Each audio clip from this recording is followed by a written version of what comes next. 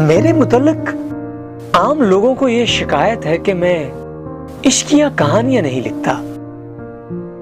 میرے افسانوں میں چونکہ عشق و محبت کی چاشنی نہیں ہوتی، اس لیے وہ بالکل سپاٹ ہوتے ہیں۔ میں اب یہ عشقیہ کہانی لکھ رہا ہوں تاکہ لوگوں کی یہ شکایت کسی حد تک دور ہو جائے۔ جمیل کا نام اگر آپ نے پہلے نہیں سنا تو اب سن لیجئے۔ اس کا تعارف مختصر طور پر کرائے دیتا ہوں۔ وہ میرا لنگوٹیا تھا۔ ہم اکٹھے اسکول میں پڑھے، پھر کالج میں ایک ساتھ داخل ہوئے۔ میں ایف اے میں فیل ہو گیا اور وہ پاس۔ میں نے پڑھائی چھوڑ دی مگر اس نے جاری رکھی۔ ڈبل ایم اے کیا اور معلوم نہیں کہاں غائب ہو گیا۔ صرف اتنا سننے میں آیا تھا کہ اس نے ایک 5 بچوں والی ماں سے شادی کر لی تھی اور آبادان چلا گیا تھا۔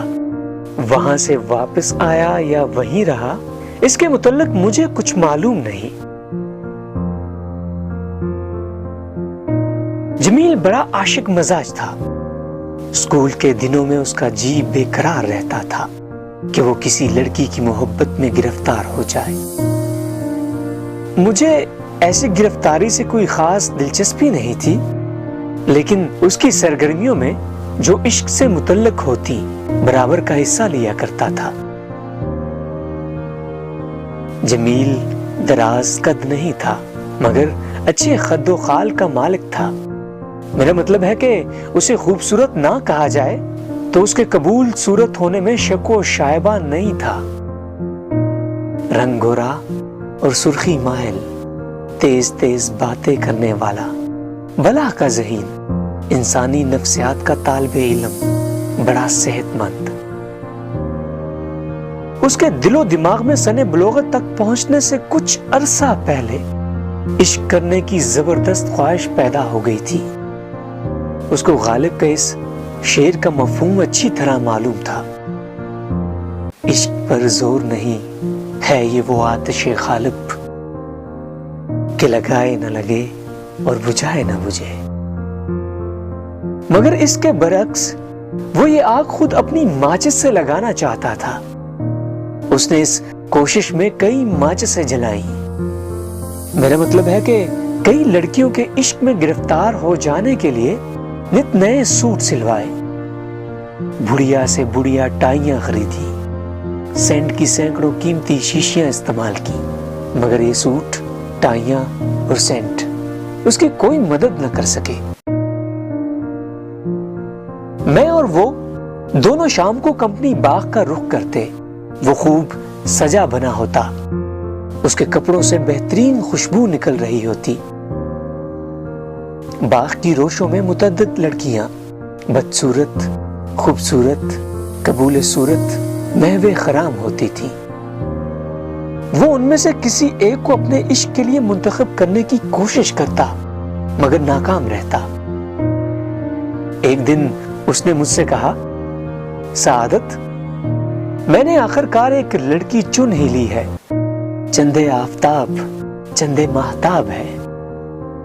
میں کل صبح سیر کے لیے نکلا، بہت سی لڑکیاں مائی کے ساتھ اسکول جا رہی تھی۔ ان میں سے ایک برقع پوش لڑکی نے جو اپنی نقاب ہٹائی تو اس کا چہرہ دیکھ کر میری آنکھیں خیرہ ہو گئیں۔ کیا حسن و جمال تھا۔ بس میں نے وہی فیصلہ کر لیا کہ جمیل، اب مزید تگ و دو چھوڑو، اس حسینہ ہی کے عشق میں تمہیں گرفتار ہونا چاہیے۔ ہونا کیا، تم ہو چکے ہو۔ اس نے فیصلہ کر لیا کہ وہ ہر روز صبح اٹھ کر اس مقام پر جہاں اس نے اس کافر جمال حسینہ کو دیکھا تھا پہنچ جایا کرے گا اور اس کو اپنی طرف متوجہ کرنے کی کوشش کرے گا۔ اس کے لیے اس کے ذہین دماغ نے بہت پلان سوچے تھے، ایک جو دوسروں کے مقابلے میں زیادہ قابل عمل اور زود اثر تھا۔ اس نے مجھے بتا دیا تھا۔ اس نے حساب لگا کر سوچا تھا کہ 10 دن متواتر اس لڑکی کو ایک ہی مقام پر کھڑے رہ کر دیکھنے اور گھورنے سے اتنا معلوم ہو جائے گا کہ اس کا مطلب کیا ہے، یعنی وہ کیا چاہتا ہے۔ اس مدت کے بعد وہ اس کا رد عمل ملاحظہ کرے گا اور اس تجزیے کے بعد کوئی فیصلہ مرتب کرے گا۔ یہ اغلب تھا کہ وہ لڑکی اس کا دیکھنا گھورنا پسند نہ کرے، مائی سے یا اپنے والدین سے اس کی غیر اخلاقی رویے کی شکایت کر دے۔ یہ بھی ممکن تھا کہ وہ راضی ہو جاتی، اس کی ثابت قدمی اس پر اتنا اثر کرتی کہ اس کے ساتھ بھاگ جانے کو تیار ہو جاتی۔ جمیل نے ان تمام پہلوؤں پر اچھی طرح غور کر لیا تھا، شاید ضرورت سے زیادہ، اس لیے کہ وہ دوسرے روز جب وہ الارم بجنے پر اٹھا تو اس نے اس مقام پر جہاں اس لڑکی سے اس کی پہلی مرتبہ مٹبھیر ہوئی تھی جانے کا خیال ترک کر دیا۔ اس نے مجھ سے کہا، سعادت، میں نے یہ سوچا ہے کہ ہو سکتا ہے کہ اسکول میں چھٹی ہو کیونکہ جمعہ ہے، معلوم نہیں اسلامی اسکول میں پڑھتی ہے یا کسی گورنمنٹ اسکول میں۔ پھر یہ بھی ممکن تھا کہ اگر میں اسے زیادہ شدت سے گھورتا تو وہ بھنا جاتی۔ اس کے علاوہ اس بات کی کیا ضمانت تھی کہ 10 دن کے اندر اندر مجھے اس کا رد عمل یقینی طور پر معلوم ہو جائے گا۔ بفرض محال وہ رضامند ہو جاتی، میرا مطلب ہے مجھے بالمشافہ گفتگو کا موقع دے دیتی، تو میں اس سے کیا کہتا؟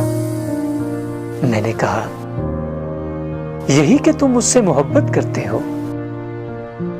جمیل سنجیدہ ہو گیا۔ یار، مجھ سے کبھی کہا نہ جاتا۔ تم سوچو نا، اگر یہ سن کر وہ میرے منہ پر تھپڑ دے مارتی کہ جناب آپ کو اس کا کیا حق حاصل ہے، تو میں کیا جواب دیتا؟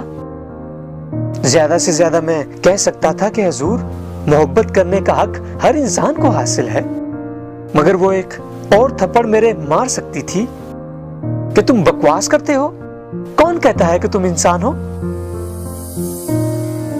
قصہ مختصر یہ کہ جمیل اس حسین و جمیل لڑکی کی محبت میں خود کو اپنے تجزیہ خودی کے باعث گرفتار نہ کرا سکا، مگر اس کی خواہش بدستور موجود تھی۔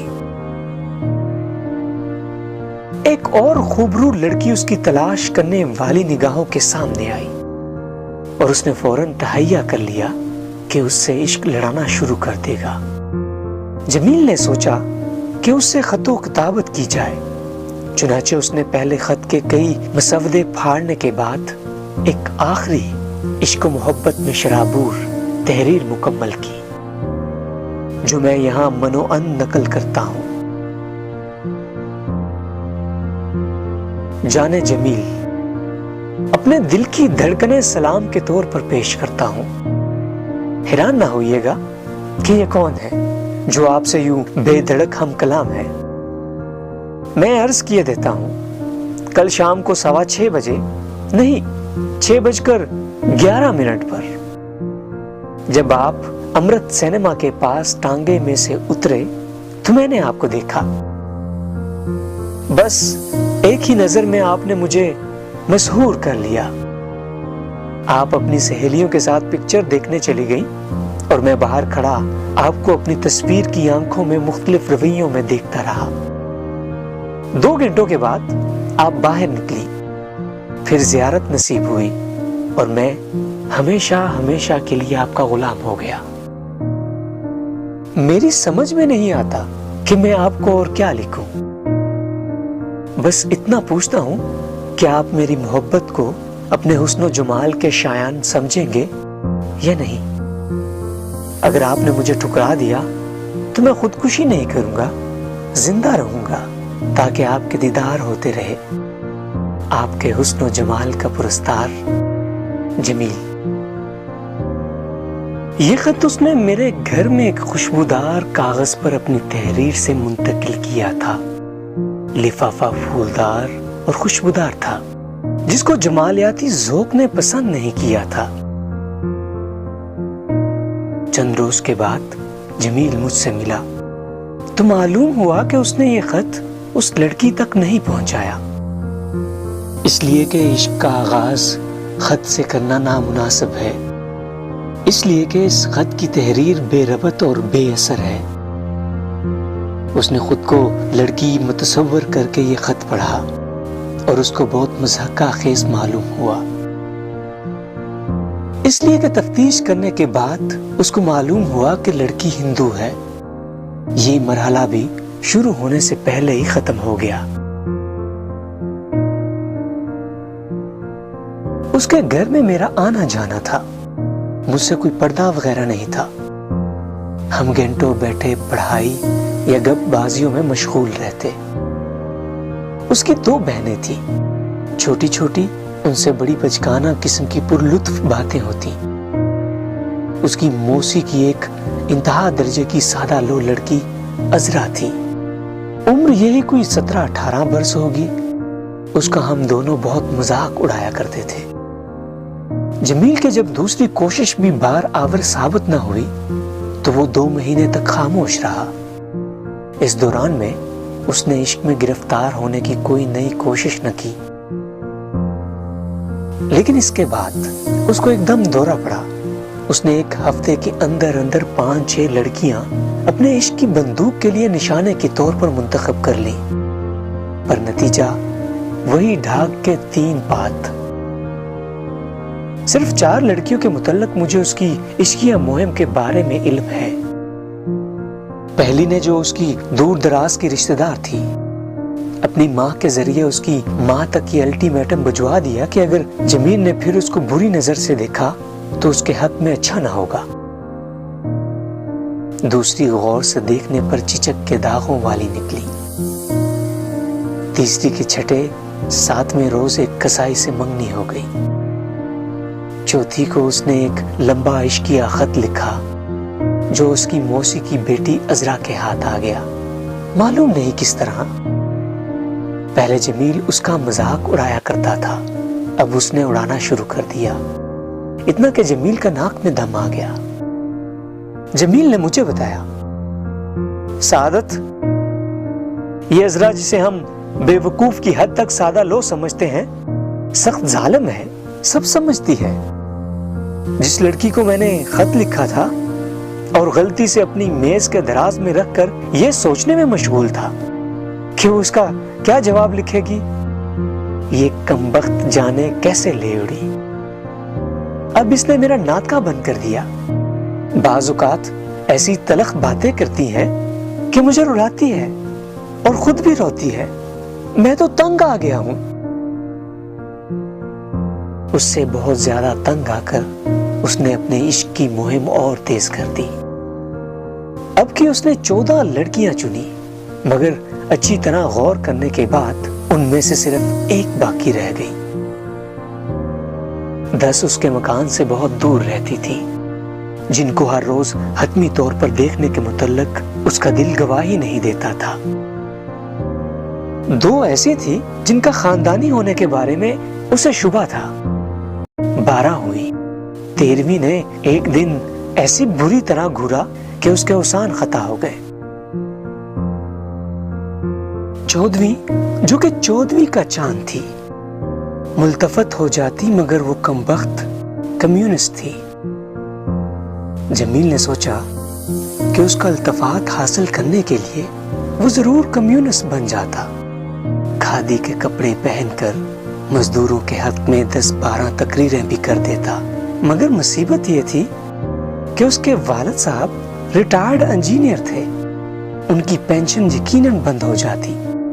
یہاں سے نا امیدی ہوئی تو اس نے سوچا کہ عشق بازی فضول ہے، شرافت یہی ہے کہ وہ کسی سے شادی کر لے، اس کے بعد اگر طبیعت چاہے تو اپنی بیوی کی محبت میں گرفتار ہو جائے۔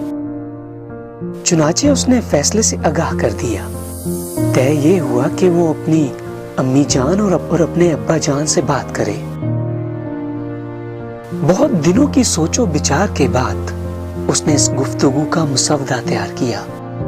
سب سے پہلے اس نے اپنی ماں سے بات کی، وہ خوش ہوئی۔ ادھر ادھر اپنے عزیزوں میں انہوں نے جمیل کے لیے موزوں رشتہ ڈھونڈنے کی کوشش کی، مگر ناکام رہی۔ پڑوس میں خان بہادر صاحب کی لڑکی تھی، ایم اے، بڑی ذہین اور طبیعت کی بہت اچھی مگر اس کی ناک چپٹی تھی۔ خالہ کی بیٹی حسن آرا تھی بے حد کالی۔ سغرا تھی مگر اس کے والدین بڑے خسیس تھے۔ جہیز میں جتنے جوڑے جمیل کی ماں چاہتی تھی اسے وہ آدھے دینے پر بھی رضامند نہیں تھے۔ عذرا کا تو کوئی سوال ہی پیدا نہیں ہوتا تھا۔ جمیل کی ماں نے بڑی کوششوں کے بعد راولپنڈی کے ایک معزز اور متمول خاندان کی لڑکی سے بات چیت طے کی۔ جمیل اپنی ناکام عشق بازیوں سے اس قدر تنگ آ گیا تھا کہ اس نے اپنی ماں سے یہ بھی نہ پوچھا کہ شکل و صورت کیسی ہے۔ ویسے اس نے اپنے زندہ تصور میں اس کا اندازہ لگا لیا تھا اور مفصل طور پر سوچ لیا تھا کہ وہ اس کی محبت میں کس قدر گرفتار ہوگا۔ یہ سلسلہ کافی دیر تک جاری رہا۔ میں خوش تھا کہ جمیل کی شادی ہو رہی ہے۔ اس کے مرض متعلقہ بعشق کا ایک فقط یہی علاج تھا۔ 6 مہینے گزر گئے۔ آخر راولپنڈی کے اس معزز اور متمول خاندان کی لڑکی سے جس کا نام غالباً شریفہ تھا اس کی منگنی ہو گئی۔ اس تقریب پر اسے سسرال کی طرف سے ہیرے کی انگوٹھی ملی جو وہ ہر وقت پہنے رہتا تھا۔ اس پر اس نے ایک نظم بھی لکھی جس کا کوئی اشعار مجھے یاد نہیں۔ ایک برس تک سوچتا رہا کہ اسے اپنی دلہن کو کب اپنے ہاں لانا چاہیے۔ آدمی چونکہ آزاد اور روشن خیال قسم کا تھا اس لیے اس کی خواہش تھی کہ ماں باپ سے علیحدہ اپنا گھر بنائے۔ یہ گھر کیسا ہونا چاہیے، اس میں کس ڈیزائن کا فرنیچر ہو، نوکر کتنے ہو، ماہوار خرچ کتنا ہوگا، ساس کے ساتھ اس کا سلوک کیا ہوگا، ان تمام امور کے بارے میں اس نے کافی سوچ و بچار کی۔ نتیجہ یہ ہوا کہ لڑکی والے تنگ آ گئے۔ وہ چاہتے تھے کہ رخصتی کا مرحلہ جلد از جلد طے ہو۔ جمیل اس بارے میں کوئی فیصلہ نہ کر سکا، لیکن اس کی امی نے ایک تاریخ مقرر کر دی۔ کارڈ وارڈ چھپ گئے۔ ولیمے کی دعوت کے لیے ضروری سامان کا بندوبست کر لیا گیا۔ اس کے والد بزرگوار شیخ محمد اسماعیل صاحب ریٹائرڈ انجینئر بہت مسرور تھے، مگر جمیل بہت پریشان تھا، اس لیے کہ وہ اپنے بننے والے گھر کا آخری نقشہ تیار نہ کر سکا۔ رخصتی کی تاریخ 9 اکتوبر کی صبح کو منہ ادھیرے جمیل میرے پاس سخت اضطراب اور کرب کے عالم میں آیا۔ اس نے مجھے یہ خبر سنائی کہ اس کی موسی کی لڑکی عذرا نے، جو بے وقوفی کی حد تک سادہ لو تھی، خودکشی کر لی، اس لیے کہ اس کو جمیل سے والہانہ عشق تھا۔ وہ برداشت نہ کر سکی کہ اس کے محبوب اور معبود کی شادی کسی اور لڑکی سے ہو۔ اس ضمن میں اس نے جمیل کے نام خط لکھا جس کی عبارت بہت دردناک تھی۔ میرا خیال ہے کہ یہ تحریر یادگار کے طور پر اس کے پاس محفوظ ہوگی۔